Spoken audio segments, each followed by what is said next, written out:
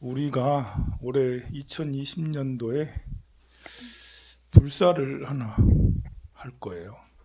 어떤 불사를 하냐면 주차장 만들 거예요. 네? 무슨 말인지 모르겠어요? 네.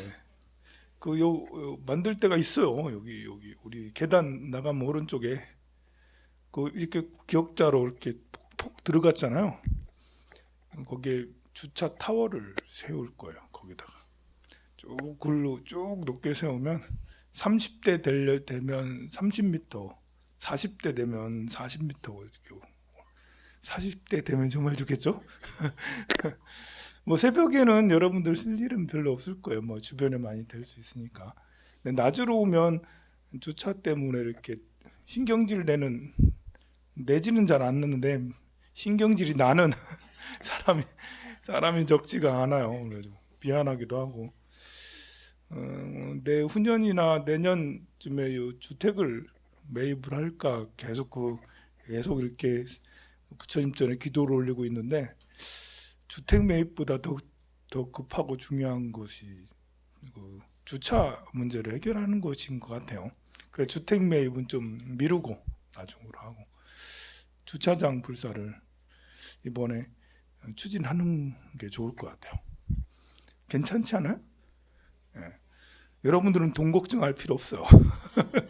제가 복이 많아요. 제가 복이 많아가지고 걱정할 필요 없고 그냥 나중에 잘 써주기만 하면 돼. 잘 써주기만. 고장 느트리지 말고요. 고장 잘 안 난다 하더라고요. 지역에도 AS 센터가 있대요. 그거 해가지고 쓰면 될 것 같아요. 그 998834라는 숫자 들어봤죠? 998834. 99년 동안 팔팔하게 살다가 3일 아프다가 사망하는 998834예요. 옛날 많이 유행했죠. 근데 이것이 이제 요즘에는 이제 기업 뭐 사람의 인생까지는 아니더라도 기업에 쓰이기도 해요. 99년 동안 팔팔하던 회사가 3년 만에 사망하더라. 이제 소비 트렌드가 완전히 바뀌면서 그냥 한 방에 훅 가는 그런 대기업도 엄청나게 많아지고 있어요. 대표적으로 이제 노키아, 뭐 코닥, 소니 이런 회사들이 이제 많이 이렇게 거론되는데요. 노키아가 그냥 훅 가버렸잖아요. 이렇게 노키아도 충분히 회생할 수 있었고, 아니 발전할 수 있었고 이렇게 할 수 있었는데 기회를 놓친 거죠. 어떤 기회를 놓쳤냐면 구글에서 이제 애플 쪽에서 아이폰 같은 스마트폰이 나올 거라고 이제 이미 업계에서는 어느 정도 소문이 나 있었는가 봐요. 곧 있으면 2007년도에 그 스티브 잡스가 이제 스마트폰을 발표할 거라는 것을 이미 어느 정도 그 실리콘밸리에서는 좀 알고 있었는가 봐요. 그래서 구글에서도 그걸 스마트폰을 대비해서 그걸 기반으로 하는 이제 어플 그걸 뭐라 하지? 기반으로 하는 프로그램을 개발을 했어요. 안드로이드를 개발한 거예요. 안드로이드를 개발을 해가지고 구글은 자기들이 스마트폰 만드는 사람들은 아니잖아. 그런 프로그램을 개발했는데 스마트폰 만드는 회사랑 이렇게 연계를 해서 자기 프로그램을 팔아야 되는 거잖아요. 애플은 자기 시스템이 있잖아. 근데 삼성이나 노키아나 이런 회사에서는 당시 노키아가 전 세계 핸드폰의 50%를 생산량이 50% 정도가 노키아였거든요. 삼성은 잭도 안 됐어. 근데 그 당시에는 노키아가 세계 1등이었어요. 그래서 구글에서 노키아로 찾아갔어요. 이런 이제 앞으로 스마트폰이 나오는데 안드로이드 기반으로 이렇게 우리 연합을 해서 하면 굉장히 괜찮을 것 같다. 근데 노키아가 거절했죠. 엊그저께 얘기했잖아요. 노키아도 나름 고민했어요. 이렇게 맥킨지에게 이렇게 경영 컨설턴트를 받아가지고 이 스마트폰으로 갈 거냐 안 갈 거냐 이런 거 있잖아요. 근데 그 컨설팅 회사가 스마트폰은 장난감이다. 근데 그렇게 결론 내고 몇천억이나 받아먹고 컨설팅 비용 엄청 비싸잖아요. 대기업이니까. 그리고 예측을 잘못하는 바람에 노키아가 한 방에 훅 하고 대신에 구글 사람들이 삼성으로 왔어요. 삼성으로 와가지고 우리가 이 안드로이드가 있는데 같이 좀 해보자. 근데 삼성은 참 이제 지금 생각하면 훌륭한 선택이죠. 예, 이걸 구글과 같이 합작하면서 세계에서 제일 핸드폰을 많이 파는 그런 나라가 됐잖아요. 만약에 그때 삼성이 그러지 않았다면 LG가 그랬잖아. LG가 한 발 늦었어요. 한 1년, 2년 뒤 늦게 쫓아갔어요. 지금도 LG는 지금도 LG는 스마트폰 적자에 허덕이고 있거든요. 그때 최소한 같이 갔더라도 삼성이 시작할 때 LG도 같이 시작했으면 지금처럼 그러진 않을 텐데 한 발 늦게 겨우 1년 정도밖에 차이 안 났어요. 요즘에는 먼저 선점하는 것이 그냥 우위를 차지하는 그런 것이 있잖아요. 선점하면 뒤에서 따라가기 너무 어려워. LG처럼. 반도체도 그렇고 이런 것이 다 그렇습니다. 옛날에 이제 적기법이라는 게 있어요. 그게 뭐냐면 처음에 이제 자동차가 이렇게 개발이 돼서 상용화할 때 서구 유럽부터 자동차가 뭐 이렇게 상용화했을 거 아니에요? 영국에서 자동차 막 돌아다녀. 그럼 자동차가 이제 택시처럼 그렇게 쓰기도 했을 거 아니에요. 제일 싫어하는 사람이 누구였겠어? 자동차가 많아지면 제일 싫어하는 사람. 그렇죠. 마부, 말, 말, 말 관계된 말 관계된 운송수단이 제일 타격을 많이 받을 거 아니에요. 그 자동차가 막 나오니까 마부들이 연합을 해가지고 농성을 했어요. 저 안 된다. 저 자동차가 자꾸 사고 난다. 사고 나면 크게 난다. 이러면서 지들도 사고 나면서 그래가지고 엄청나게 반대를 많이 했어요. 그래가지고 이제 만들어진 법이 적기법이요. 무슨 말이냐면 그 자동차가 일정 속도 이상 가면 안 된다는 거예요. 나중에는 이렇게 앞에 자동차가 가면 그 앞에 사람이 빨간 깃발을 들고 먼저 가고 뒤따라서 차가 오는 거예요. 말도 안 되지. 세상에 이런 게 어딨어. 마차는 그렇게 안 하면서 자동차는 그렇게 했다는 거예요. 그 몇 년 동안 그렇게 했어요. 그러면 어떻게 되겠어요? 자동차가 안 팔려. 그 사이에 독일, 프랑스 이런 데서는 자동차가 엄청나게 많이 팔리면서 자동차가 계속 많이 만들고 더 좋아지고 몇 년 사이에 자동차 만드는 기술이 더 좋아졌거든요. 그러니 독일이 자동차 강국이 되고 영국은 2차 산업혁명, 아니 영국은 산업혁명이 일어난 것이고 이렇게 그 공업으로는 당시만 해도 세계 최고였는데 뭘 만드는 거는 최고였었어요. 그런데 그 시점부터 이제 독일에게 자리를 내주기 시작하는 거죠. 이제 지금 영국의 총 GDP는 아니 그 1인당 GDP는 4만 달러 언저리 정도 돼 5만 달러가 되질 않아요. 보면 그러니까 그 미국은 6만 달러, 7만 달러거든요. 영국이 굉장히 부자인 것 같아도 영국, 프랑스, 독일이 다 이제 4만 몇천 달러 이렇게 되거든요. 우리가 생각하기에는 해가 지지 않는 나라 영국 이렇게 하면 지금쯤 한 10만 달러는 내야 될 거 아니에요. 근데 그 선택이 잘못되면서 제조업이 이제 금이 가면서 쭉 내려가게 됐죠. 그 사이에 독일은 아우토반 같은 걸 만들어 가지고 쌩쌩 달리게 돼서 많은 사람들이 이제 되고요. 그런 거 보면 한 번에 이게 이제 막 성장하고 이렇게 하는 것도 되게 잘 된다고 해서 거기서 멈추는 게 아니라 계속 혁신을 이뤄내야 되는 거죠. 우리나라가 IT 강국이라고 여러분들 우리나라 IT 강국인가요? IT 강국인가요? IT 강국은 2010년 전후였지. 2014년, 15년이 지나면서부터는 IT 강국이라 할 수가 없어요. 왜 그러냐면 2015년, 14년부터는 4차 산업혁명의 시대가 열렸거든요. 우리는 그걸 따라가지를 못하고 있어요. 우리가 미래 성장 이런 순위를 이렇게 여러 나라들하고 우리나라 미래가 미래 한 10년 후의 미래는 어느 정도 세계에서 어느 정도 될 거냐 했는데 그걸 어느 기관에 조사를 했는데 우리나라가 15등 할 거래. 15개국을 조사했는데 15일에 15개국을 조사했는데 15일에 참. 그래도 또 이제 조금 1, 2년 있다가 또 다른 기관에서 한 10여 년 후에 전 세계 동향은 어떨 것인가 뭐 조사를 했는데 28일에 우리가 지금 12, 13위 정도 경제 대국이거든요. 한 10년 정도 지나면 20위권 밖으로 넘어가고 그러다 나중에 이 30위가 될 수도 있다는 거예요. 심지어 그 조사에서는 태국에도 밀리고 싱가포르에도 밀리고 대만에게도 밀리고 말레이시아한테도 밀렸어요. 왜 그렇겠어요? 우리나라가 지금 이제 이렇게 AI라든지 인공지능 이런 것에 대해서는 대응을 전혀 안 한 거예요. 우리가 알파고 들어왔을 때가 2016년이잖아요. 그때는 그래도 경계심을 이런 인공지능 시대가 되는갑다라고 했는데 그 연말에 광화문 시대가 열렸지. 촛불 탄핵 이래가지고 전 국민이 탄핵에 매달리게 됐어요. 2017년 이제 대선 치렀죠.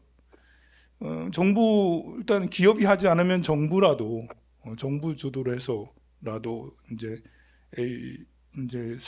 산업혁명 4차 산업혁명으로 나아가야 되는데 겨우 2018년도나 돼야지 18년 19년도가 돼야지 정부 예산들이 이제 풀리기 시작을 한 거예요. 그러니까 우리는 굉장히 느린 거예요. 다른 일본 같은 경우는 벌써 2년 전, 3년 전에 텔레비 아나운서가 나왔어. 아나운서가 나와가지고 AI 아나운서지. AI 아나운서가 벌써 나와가지고 활동하고 있고요. 일본은 이제 로봇 강국이거든요. 인공지능을 탑재한 로봇이 곳곳에 돌아다니고 팔리고 있고 그래요. 그러니 그 변화를 제때 우리가 해서 해야 되는데 그걸 하지 못한 것이 지금 큰 타격을 입고 이게 이제 우리나라 사람들은 잘 몰라. 우리나라에서 외국에 가면 훨씬 다른 나라가 특히 중국 같은 데 가면 이렇게 스마트를 기반으로 해서 다니거나 아니면 구매를 하거나 하는 게 훨씬 더 편하고 결제가 훨씬 더 자유로움을 알 수가 있어요. 스티치픽스라는 기업이 있는데요. 이게 이제 막 5년, 6년 된 기업이에요. 패션 기업이에요. 옷 파는 기업이에요. 5년, 6년 만에 6조 원대 가치가 된 그런 우리 회사는 아니고요. 미국 회사인데 5년, 6년 만에 거의 5조 원, 6조 원의 이제 회사 가치를 가진 연 매출이 1조 원의 매출을 가지고 있다. 이 회사가 어떻게 회사를 그렇게 5년, 6년 만에 그렇게 성장을 시켰냐면 여자거든요.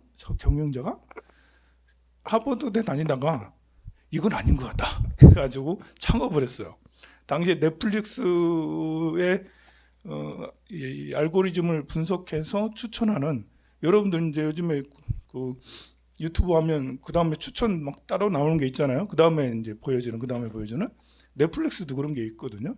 요즘에 텔레비 여러분들 이제 그 OTT 텔레비들 다 이렇게 보면 유플러스 TV나 뭐 KT TV나 이런 거 보면 뭘 보고 나면 그다음 추천해 나오는 게 있잖아요.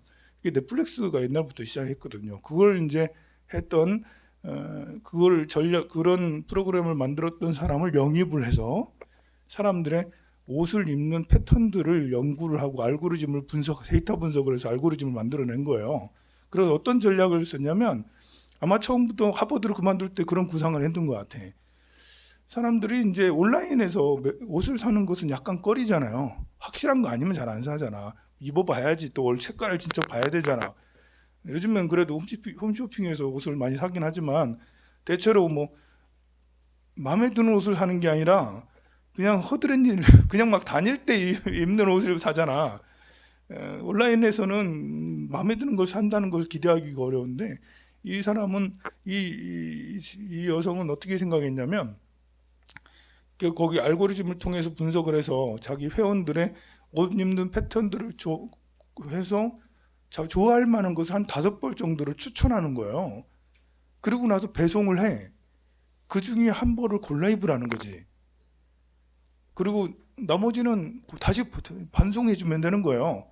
그럼 집안에서 이제 내가 좋아하는 옷을 그냥 내가 평상시에 예뻐했던 좋아하는 옷을 쭉 골라서 안 사도 상관이 없어. 근데 대로 이렇게 AI 기반에서 추천을 받았으니까 대체로 마음에 드는 거겠지. 어떤 경우 와 5개 더 좋아 다 좋아 이럴 수도 있는 거예요. 대체로 마음에 드는 거야. 그래서 그걸 하나 사고 아니면 2개 사고 반송하고 그렇게 하면 이제 다시 또 재구매를 할 거 아니에요. 마음에 드니까 재구매율이 86%, 87%예요. 생각을 해보세요. 그 고객이 한번 샀는데 다시 사는 사람들이 87%라는 건 그냥 100%라고 생각하면 돼. 재구매 어제가 이상한 사람들만 나 안 살 거야라고 그러고 거의 대부분의 여러분들 같은 사람들은 다 사는 거예요. 또 한번 샀으니까 계절 바뀌었으니까 또 사야지 해서 주문해 가지고 보면 5벌 쫙 와가지고 다 이렇게 그렇게 해서 매출이 굉장히 한 200만 명, 300만 명 고객을 만들고 그러면서 매출이 금방 성장을 해서 유니콘 기업이 됐잖아요.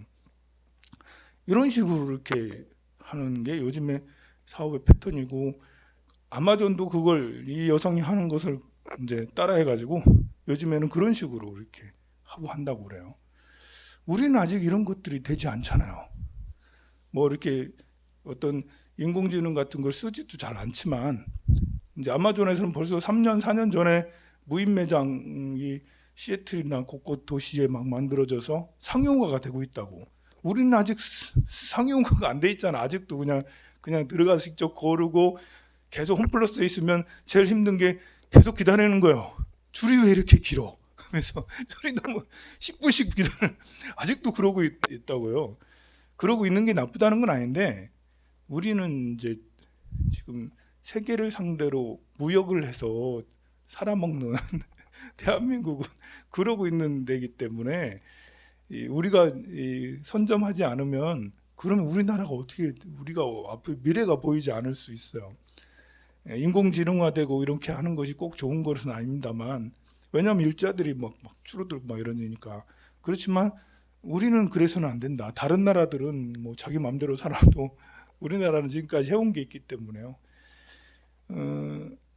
요즘에는 거의 모든 것이 그런 인공지능을 통해서 하는데요. 특히 이제 병원도 우리가 이제 최고의 병원 하면 아산병원, 뭐 삼성병원, 서울대병원 이러잖아요.